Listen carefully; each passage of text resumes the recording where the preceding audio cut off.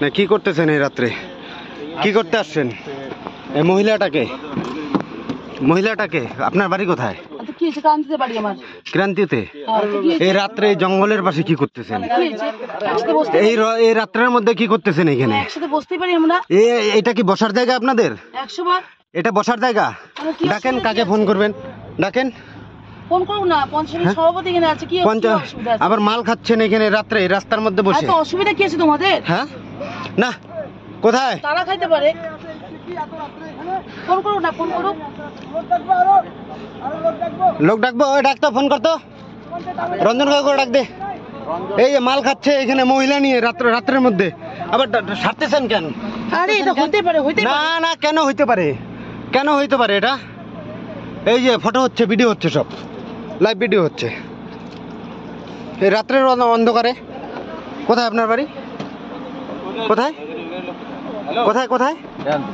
ক্রান্তি। শিশু আটকাচ্ছেন কেন? বলেন বলেন। না না, বলেন বলেন। এই রাত্রের অন্ধকারে আসছেন বলেন, রাত 11টার সময় এইখানে আপনারা বলেন বলেন বলেন বলেন বলেন বলেন। মেয়ে বউ নিয়ে এসে রাত্রেবেলা এখানে মাল খাচ্ছে, ফসি নষ্টি শুরু করছে। গাড়ির নাম ঠিক আছে, ঠিক আছে, চাবিটা নেন। দাঁড়ান দাঁড়ান দাঁড়ান বলছি, দাঁড়ান। নাম্বার নিয়ে নাও না, আমার ছবিও নিচ্ছ তো আরো না। হ্যাঁ হ্যাঁ, সব নিব।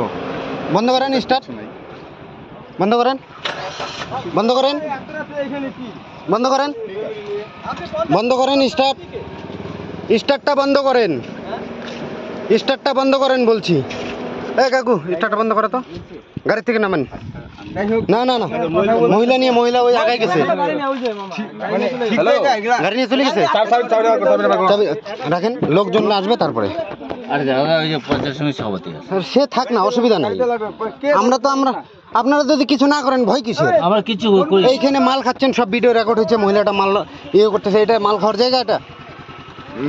এটা কি মাল খাওয়ার জায়গা? আমি একটা কথা বলি, ওটাকে দাঁড়া করেন, একাই আসবো।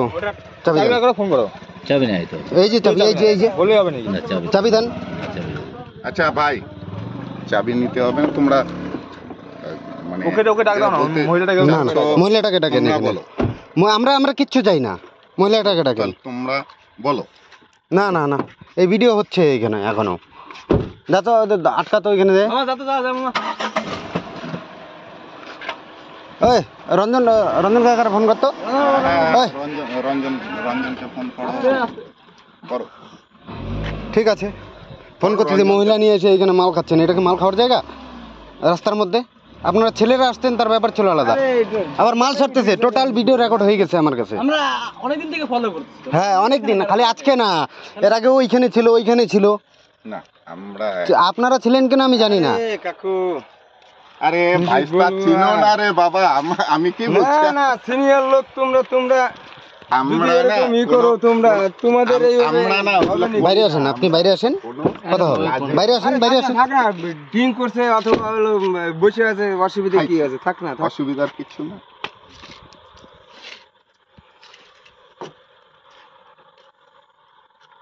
তোমাদের চলো ওইখানে নাই। এটা আমি এইটুকু বলবো যে দল তদন্ত করে ব্যবস্থা নেওয়া উচিত, কারণ দল আমাদের সবার আগে ব্যক্তি নয়, আগে দল। তো কোনো ব্যক্তি দ্বারা যদি দল কুলসিত হয়, তাহলে তার বিরুদ্ধে ব্যবস্থা নেওয়াটা অত্যন্ত জরুরি বলে আমার মনে হয়। তো কখনোই কাম্য নয়, কারণ তিনি একটা সর্বভারতীয় দলের জেলার সভানেত্রী। এবার সেই ক্ষেত্রে তার এটা কখনোই করা উচিত হয়নি। আর যদি এটা হয়ে থাকে, তাহলে দল কঠোর থেকে কঠোর ব্যবস্থা নেওয়া দরকার, কারণ আগামী দিনে যেন এইটা এমন সিদ্ধান্ত নেওয়া উচিত যাতে ভবিষ্যতে যেন কেউ যেন এরকম পথ অবলম্বন না করে। জলপাইগুড়ি জেলা বিজেপিতে এমন কিছু লোক আছে যারা দিনের পর দিনে বিজেপিটাকে কুলসিত করছে। আমরা যারা পুরানো কর্মীরা, দীর্ঘদিন অক্লান্ত পরিশ্রম করে বুথ স্তরের কর্মীরা, মানে নিজের জীবনকে বাজি রেখে আজকে লড়াই করছি। আর এইখানে উপরতলার যারা নেতৃত্ব রয়েছেন জেলা জুড়ে, যেটা দেখতে পাচ্ছি যে ভিডিও ভাইরাল হচ্ছে, কেউ কখনো লাঠি মারছে, আমিও তার যে শিকার। হ্যাঁ, আমি তো আর বাইরে নই, আমিও শিকার। আর যার জন্যে পরিণতি হিসাবে দেখেছেন ধূপগুড়ি বাই ইলেকশন হারতে হয়েছে আমাদের। তো এই নির্বাচন আসলে পরেই এই একটা টিম, টোটাল একটা টিম ওয়ার্ক, এই টিমটা টোটালটাই কাজ করে হচ্ছে অন্য কোনো রাজনৈতিক দলের সুবিধা পাইয়ে দেওয়ার জন্য। আর বিজেপি যখনই একটা ভালো পজিশনে আছে তখন তারা এই রাস্তাটাকে অবলম্বন করে পার্টিকে হারানোর চেষ্টা করে। তো পরিকল্পিতভাবেও হতে পারে। আমি ওই জন্যই বলছি যে তদন্ত করে যদি দোষী হয় তাহলে অবিলম্বে ব্যবস্থা নেওয়া হবে, যাতে ভবিষ্যতে আর কেউ এরকম ভুল না করে। উনি কি জেলার মহিলা মোর্চার সভানেত্রী। কি না দীপা বণিক। কোথায় বাড়ি? বাড়ি তো ক্রান্তিতে, ক্রান্তি আমাদের মালবাজার বিধানসভায়। আপনারা সমাজ মাধ্যমে কিছু কিছু ক্ষেত্রে যে ভিডিওটা দেখেছেন যে আমাদের ক্রান্তির পঞ্চায়েত সমিতির সভাপতি পঞ্চানন রায় এবং বিজেপির তথাকথিত প্রবাদপতি নেত্রী দীপা বণিক একটা পরিস্থিতিতে জনগণের হাতে ধরা পড়েছে। আমরা দীর্ঘদিন ধরে এটা বলে আসছি, বারবার করে বলে আসছি যে রাজ্য জুড়ে তৃণমূল বিজেপির একটা আঁতাত রয়েছে, যেই আঁতাতের মাধ্যমে এরা সাধারণ মানুষের আওয়াজটাকে তুলতে দিচ্ছে না। এটা আমরা যখন দেখতে পাই যে কেন্দ্রীয় সরকার যখন রাজ্য সরকারের বিভিন্ন আধিকারিককে, বিভিন্ন নেতামন্ত্রীকে তলব করছে, তখন মমতা একবারে দিল্লি গিয়ে সব সেটিং করে আসছে এবং তার পরিবর্তে মমতা ব্যানার্জিকে তারা রাজ্যে রেখে দিচ্ছে এবং কেন্দ্রে এরা এখানে বিজেপিকে জিতিয়ে দিচ্ছে কয়েকটা এমপি। এই গোপন আতারটা শুধু রাজ্য লেভেলে নয়, কেন্দ্র লেভেলে নয়, এটা যে ব্লক লেভেলেও নেমে এসেছে তারই দৃষ্টান্তমূলক এইটা একটা ভিডিও আপনারা এখানে দেখতে পাচ্ছেন।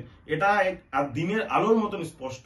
আমার খুব মায়া লাগে আমাদের ক্রান্তি এলাকা থেকে চালু করে সমস্ত এলাকায় যারা প্রতিনিয়ত তৃণমূলের অত্যাচারকে সহ্য করতে না পেরে বিজেপিকে ভোট দিচ্ছেন, সে সমস্ত কর্মী সমর্থকের কে দেখলেই আমার খুব মায়া লাগে। আপনারা কার পিছনে হাঁটছেন?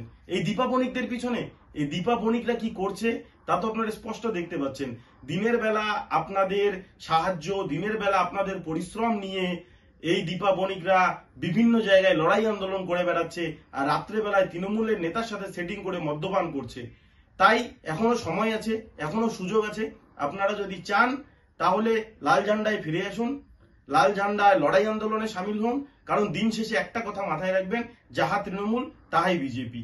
এদের দিনের বেলা বিভিন্ন লড়াই থাকতে পারে, দিনের বেলা বিভিন্ন এদের একে অপরের বিরুদ্ধে গালিগালাজ, কুরুচিকর মন্তব্য থাকতে পারে।